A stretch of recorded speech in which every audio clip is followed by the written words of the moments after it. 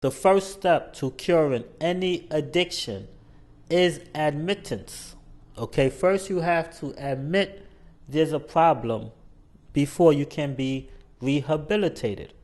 And what she's done, she's admitted that she's wrong. And that's why I say you have to give her some type of credit. If a person don't admit that they're wrong, you will never fix that addiction. Whatever problem you have, for the fact that she could admit that she knows she messed up, she's sympathetic, right? She sounds sincere. And she's given her reason why she felt the way she felt about black men. So it sounds like she's trying to reconcile. She's trying to build up that level of trust and that relationship again with black men. You would make it this far with no support, no help, no one on your side, no one in your corner, none of that. And you're still here, and you still love me. Never mind what you're dealing with. Never mind what you're going through. Never mind your trauma. Never mind your pain. Oh, fuck that. That doesn't count for me. You see what I'm saying? The level at which I have disappeared your humanity, the level of benefit I've gotten because I'm a girl.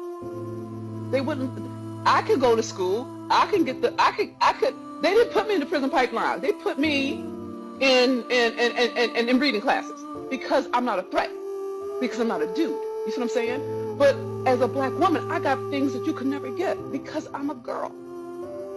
And yet, and still, I'm relating to you like the ground is even. Is even? It's never been fucking even. It's never been even. The fact that you are a man and you learn masculinity through white shit, through watching white motherfuckers do some bullshit, and that's how you learned masculinity.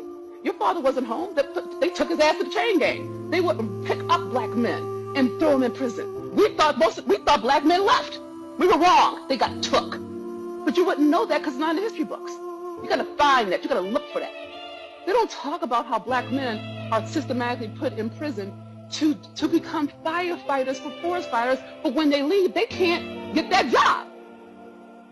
But you can die for the state. They don't talk about how welfare was built in the 70s so that black women could get money if you weren't in the household, to punish you for not being married to her as a moralistic argument. But we don't know that because that's not in the books. No one teaches us that. So what we listen to are the other hurt black women who talk about black men, and we listen to it like it's the truth, and then we see it on TV, and then we relate to you like it's who you are. And you become it because our power as black women manifests. We give life and we take it. We take it.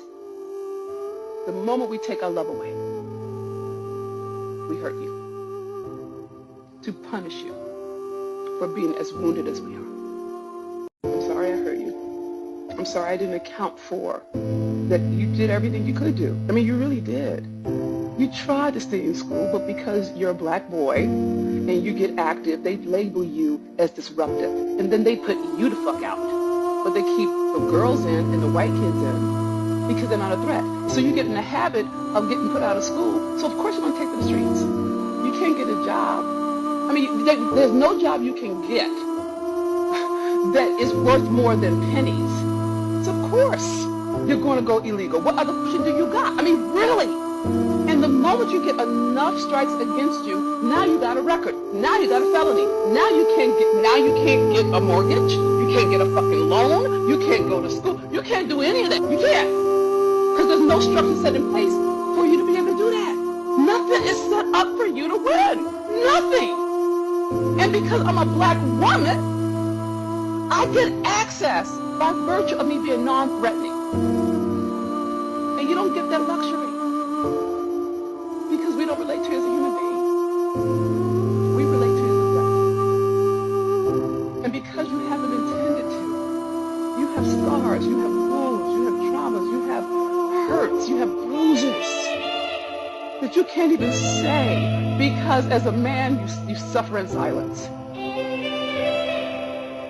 And I've let you suffer in silence.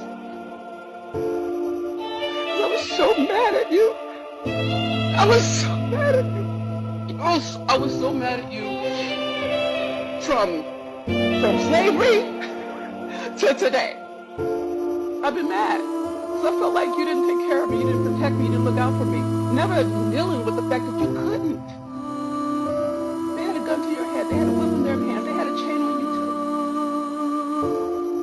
too. I believe that as a man, you were supposed to. But as a human being, you weren't equipped to. How would you know what to do? How? Who? I marvel at my own ignorance. I'm like, Venus, where you been? And it's not, and the thing is, it's in books. If we look it up, we can find it. It ain't hard to find.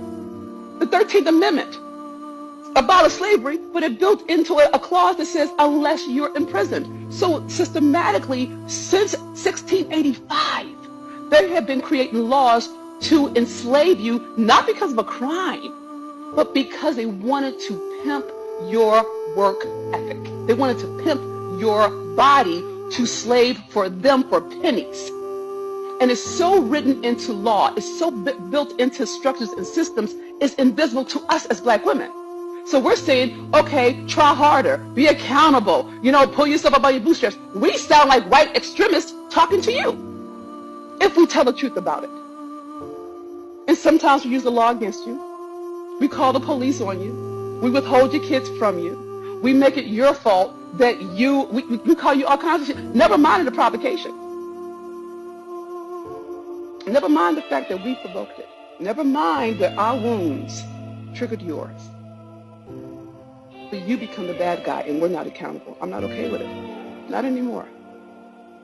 I'm not. So, I want you to know, black man, that I love you. I love you as a brother. I love you as a father. I love you as an uncle. I'm sick of them saying about absentee fathers. It's not the truth. You just have to look it up. Black men are co-parenting children. Just because they have their mother's address does not mean that black men are not being dads. It's not the truth.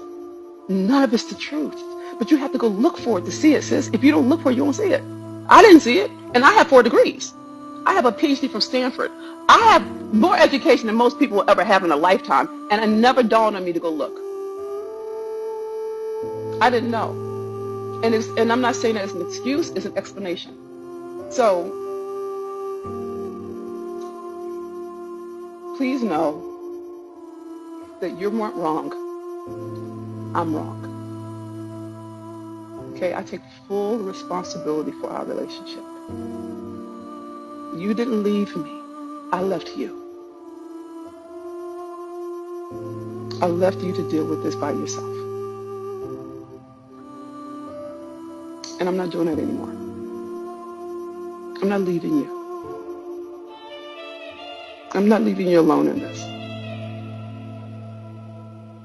I'm not doing it.